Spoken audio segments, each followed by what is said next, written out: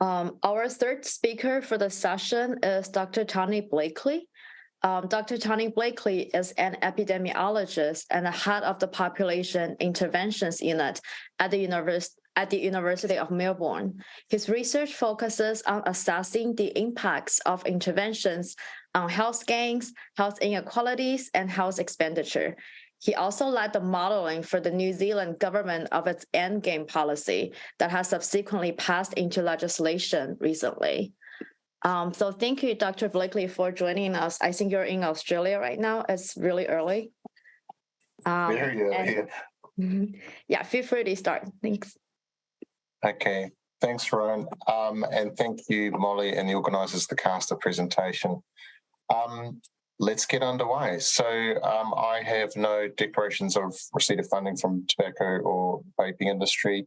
What I'm going to talk to you today has been published in Tobacco Control late last year and then early this year more formally.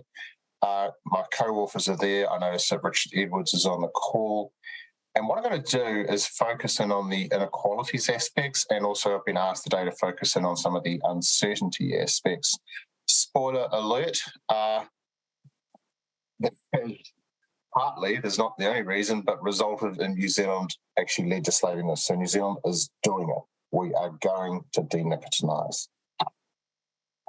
I say we, I live in both Australia and New Zealand, so I kind of get confused which country I'm in.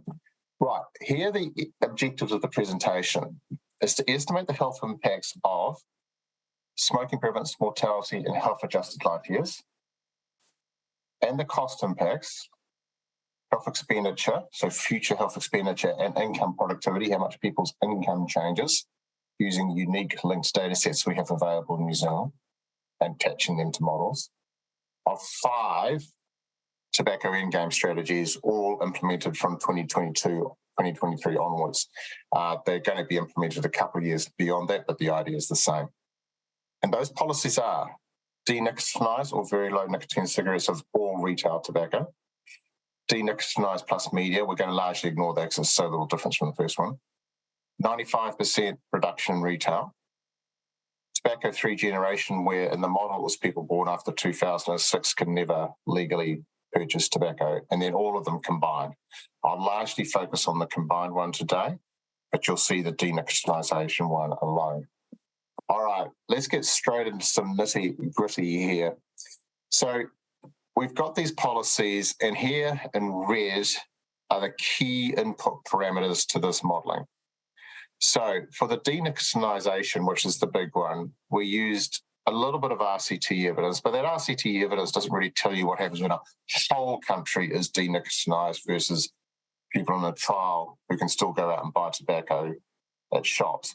So we relied heavily on an expert knowledge elicitation process, similar to the FDA process.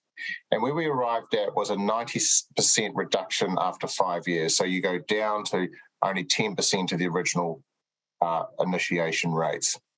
And in blue, I won't read them out, is the uncertainty interval for those things. I'll just point to a couple of them. The big one here is the reduction in prevalence by 5 years. So basically we asked the experts to give us their estimates based on the literature we provided them and their understanding of how it would work in a small country with water border everywhere, so illegal inputs is not such an issue. About an 85% reduction, and the uncertainty interval there from 2/3 to nearly 100%. We'll come back to that. Let's skip over the media one today because it makes a little difference. Retail outlet.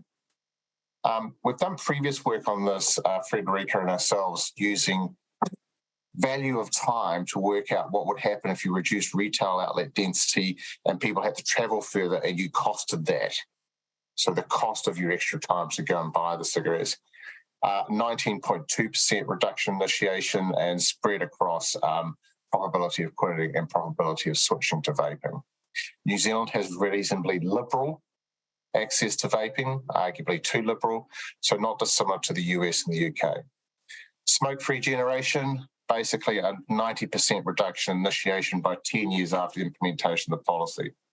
So when you see by 10, by 5, these types of numbers here, we basically turn the intervention on, and it takes 5 to 10 years to transition with a asymptotic change in rate. Now, the first step of the modelling is this tobacco, vaping, and smoking history model. It's a Markov model. Never smoker can't vapor, can't smoker dual user, former smoker and former vapor. They're in this state here for 20 years, tunnel state, so that we can pick up the time since they quit to get changes in incidence rates of disease as the smoking effect wanes off. Former smoker can't vapor, never smoker, former vapor. I'm not going to go into these in detail today, in the interest of time, but essentially you move from left to right. And similar to what David Levy was saying, we use a net cessation rate to work out these transitions. Otherwise, it's just far too complicated, as David said, going backwards and forwards with relapse. So basically, we're looking for the net cessation rate after allowing for relapse and parameterized with current data, and then the intervention effects I showed you in the previous slide come into this Markov model and change the flow of people over time. Right, we use a proportional multi-stage life table. Briefly, it works as following. Up here, you have a main cohort life table where the whole population hangs out. And where they hang out up here, they've got all-cause mortality and all-cause morbidity, and it's done by sex, by ethnicity, and by age group as cohorts. Down here, you've got proportions of the cohort all having the opportunity to live in one of 16 tobacco-related diseases.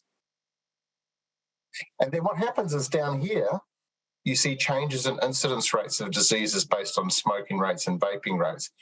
And in each click, in each time click of the model, you sum across here what the difference between intervention and BAU is, difference in death rate and morbidity, and you take it back up to the main life table and you count everything back up there to get your total HALEs. So that's basically a PMSLT in about 30 seconds. So a lot more to it than that, and you can find out more in that reference if you're interested. The thing that we agonised over, even having to not quite retract papers, but, you know, correct our estimates, was the effect of vaping onto tobacco compared to tobacco-related harm. A really hard input. We ended up going back and settling on, I think it was David Menters's initial estimate of somewhere between 5 to 20% of the harm with that amount of uncertainty. And the interesting thing was, at the end of the day, exactly what that parameter was didn't make a lot of difference to the model effects. The model effects are far more through the tobacco itself than through the vaping-related harm. Right, let's get down to some results. So here is the business as usual. This is what we assumed smoking prevalence would look like in Aotearoa-New Zealand out to 2060 if we do nothing, or just keep going with the current momentum of tobacco control. Huge inequalities, Māori female smoking rates particularly high, Māori male, non-Māori male, non-Māori female. This is important because if you leave it up here, you'll see much bigger gains when you do denicotinization. But the reality is smoking is going down anyway, so it's important to have this BAU in the model, and then you bend the curve. And here we go. We're now going to bend the curve. So based on those intervention effects, this is what the model, the central estimate, there's uncertainty about these as well, the central estimate shows. Let's just go straight in and look at the overall population in yellow here. And so the denicotinization has a very heavy effect pretty much straight away, and then you settle back down to a very low smoking rate. So that's 0% there, not the black line there. So that's profound effects in there fairly quickly, given the expert knowledge elicitation and setup of the model, which I stand by as being, but I think time will tell. This is a real experiment now. In 5 years' time, we'll see whether we were right or wrong. So there's the denicotinization one. That's the denic plus media. You can hardly tell the difference. There's the retail reduction. So when you do 90 to 95% reduction retail, you see quite a big hit initially because people have got to suddenly travel further. So they drop and then they settle on a new equilibrium where those people are prepared to keep travelling further, keep travelling in a sort of parallel and log or relative sense curves. Smoke-free generation is a great idea. I think it's unethical to let young people keep buying tobacco when you're trying to get rid of it. But it's a slow burner. It takes a while. When you think about it, it's hardly surprising, a while to see these lines come apart because it's each next year of birth cohort who don't have the opportunity to take up smoking, even though we allow for some leakage around there. And then when you do everything together, you end up with this, which is slightly more than this reduction, but you can see that the very low nicotine cigarettes or the denicotinization's doing the heavy lifting. Now, New Zealand has a parliamentary target of being tobacco-free by 2025, which is very close now, which is interpreted as less than 5%. So here are the smoking prevalences coming out of the model under BAU, denicotinization or very low nicotine, and the other interventions you see down here. You can see that by 2025, you only hit that target for non-Māori females and males, the ones in blue there. You can see the uncertainty intervals here as to what we would expect from propagating all that uncertainty through the model of Monte Carlo simulation. And these ones here, retail outlet smoke-free generation, they don't get at all close to it.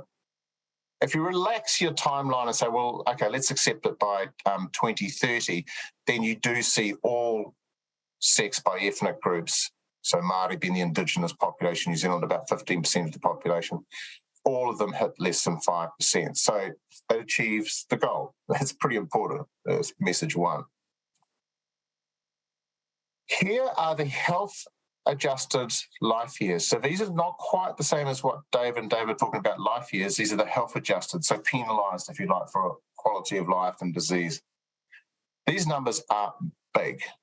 So if we just look at the denicotinization, it takes a while to kick in because you've got to change people's smoking habit. They've got to get old enough before they get their NCDs or not, as the case may be.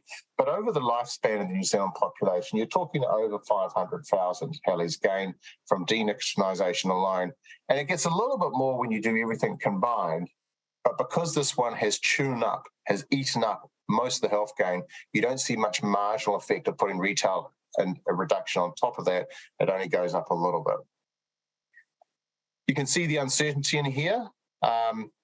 It's not as wide as you might expect because you're heading towards an asymptoting down towards 0% smoking or down towards 3 or 4% smoking. So even though you've got uncertainty how quickly it'll take there, you do end up at the same place. That's my take on why the uncertainty intervals aren't larger. 500,000. New Zealand is a population of 5 million. So that's like saying for every one person alive in 2020, they each gain about a month's worth of health-adjusted life years, which, given that the vast majority of people don't smoke, would mean that it'd be somewhere like 1 to 2 years of health-adjusted life years for those people who are smokers. So these are very big impacts, matching what David and David just said. So you can multiply that through your country. If in the US, multiply it by 300 million to get what your effect would be. Now, a key reason, I have to emphasise that Aotearoa-New Zealand has implemented this legislation, is actually doing this policy, is because of the inequalities. And because Māori politicians and Māori researchers were so integral to leading the advocacy for this change and indeed working with us in the modelling. And why? Because you can see that these are the rate ratio of per capita Halley gains. So this is not the inequality in health status now, it's how much more you get by the policy. And you can see that, roughly speaking, for females, because there's that big gap between Māori and non-Māori and smoking rates for females, still a big gap for males, but bigger for females. You're up around the 4-fold increase per capita gain in Halleys for the Māori population compared to non-Māori. So these are substantially pro-equity policies. And that, to my view, is largely why it got across the line and has been implemented as a policy to reduce inequalities as well as overall population health. Now, if you look at my hands for a sec, to get your head around the next graph, there's the mortality rate over time for Māori coming down. Here's the mortality rate lower down here for non-Māori coming down over time. There's the gap between my hands, which is the inequality, the gap between Māori and non-Māori mortality rates, the standardised rate difference or the rate difference for those of you who do epidemiology. When you turn the policy on, both the Māori and the non-Māori mortality rates go down a little bit faster. But also, the distance between my hands is less under the intervention than it was under the BAU. The graph I'm going to show you now is the percentage reduction in the gap between my hands, the percentage reduction in the inequality, the difference in mortality rates. For the combined policies only, out to 2040, mortality rates for 45-plus-year-olds, so once you're hitting your straps with getting into NCDs. Now, for males, you see a nearly 10% reduction in the gap between my hands. And for females, it's a nearly a quarter reduction in the gap between my hands.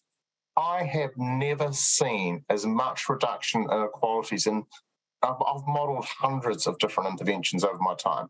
I've never seen a policy get anywhere near this level of reduction in mortality gap between Māori and non-Māori. It is staggering. So this is a very pro-equity intervention. It's useful to compare your intervention with other interventions. So this is a league table comparing the Halley gains for heaps of different interventions that we could do in New Zealand for the population alive in 2020, or some of our old modelling when we used base year 2011. The biggest one is a sugar tax, not just on soft drinks, but across the whole food chain. And remember, every person in the country gets influenced by that because we all get exposed to sugar through processed food or whatever. Whereas tobacco is only for those people who are currently smoking or who will be smoking in the future.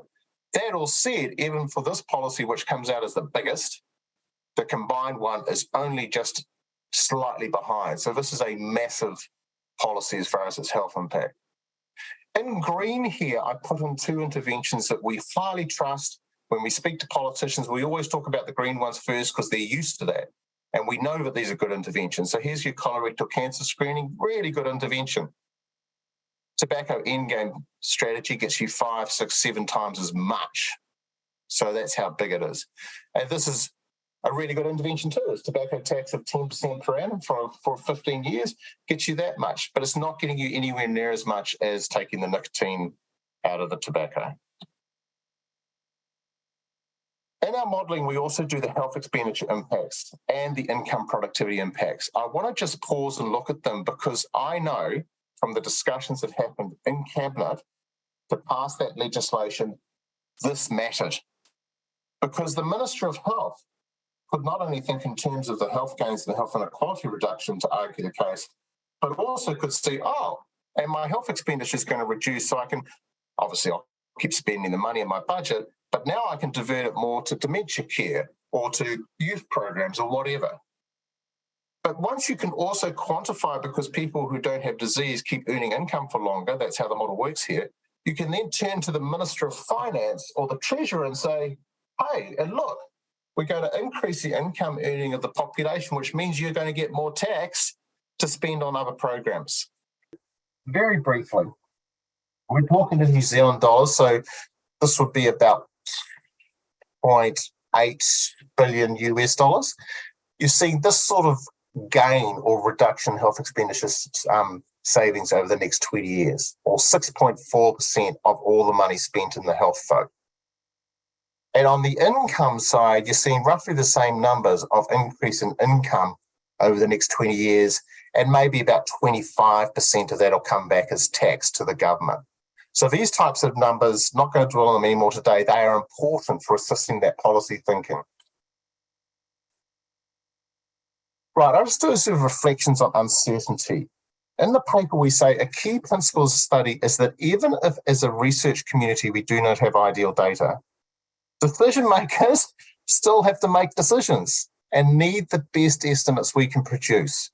The onus is on us, in my view, to produce the estimates and be honest and transparent about the uncertainty, not to walk away from it and say, well, we haven't yet seen a country denicotinize, therefore we can't model it. That's completely the wrong way around. Alleys, yes, they were uncertain, but not too uncertain. And even if it was at the lower end, it's clearly bigger than just about any other policy that we can do. So we know it's big. We use these things called tornado plots to work out which input parameters uncertainty leads all the way through the modelling to the biggest output uncertainty. I'll briefly show it to you. So there's your Halley's from a slightly different now because it's using medians rather than means. But anyway, just look at the width of the bars. You get huge uncertainty. The majority of your uncertainty comes from that input parameter on the reduction in the cessation rate from denicotinization. Pretty much everything else pales in comparison. So if you're a researcher, this is the key variable to get better data on, to get better idea of where in this distance of uncertainty, this width of uncertainty, we will truly sit. So this is a research priority, as well as telling the policymaker, yeah, this is the thing that drives our uncertainty, so please note this. There are also model structure uncertainties. For example, the discount rate, I showed you with 3%, the way that we structure the life history model, the illegal market, we didn't model it with this paper, we've previously modelled it, doesn't make too much difference because New Zealand's an island nation, 1,000 kilometres of water each way, and has strong border control for agricultural reasons. So for New Zealand, it doesn't matter too much. That's not to say it's the same in the US or in Europe, though. Since we started the modelling, the vaping prevalences jumped more than we forecast. This highlights the uncertainty about what your BAU is, what the world's going to look like before you put your intervention. That's caused us to really think a lot. And what we're now going to do in modelling we're doing in Australia is rather than just use one BAU, we're going to use about 4 different BAUs for different future scenarios of what happens with vaping and smoking to embrace or to show that uncertainty in the estimates. So conclusions, that low nicotine policy has major health gains and strong reductions in inequalities. A smoke-free generation gains little health for many decades, but then starts to grow because those young people eventually get older. But it has very high gains for Māori as a ratio to that for non-Māori, but it takes a long time to get those gains. Our estimate of retail outlet restriction, I think it's really clever, but it's also just sort of an estimate. I actually suspect the retail outlet restriction will have more of an effect than what we model. I think there'll be spillover effects other than just the cost of your time to travel. Strengths of our analysis, I think this is high quality models. We include vaping impacts. I'll leave you to judge it and look at the tobacco control paper. Weaknesses, it's lots of assumptions as necessary, but we did work very hard on our expert knowledge elicitation approach. And just my last comment is that now at the University of Melbourne, we've taken all these models, they're all in Python script, they all have these automatic things to bring in GBD data. It's a high sophisticated outfit that we now have, and we would be open to any approaches to do modelling in your country. Kia ora koutou, I'll finish up there.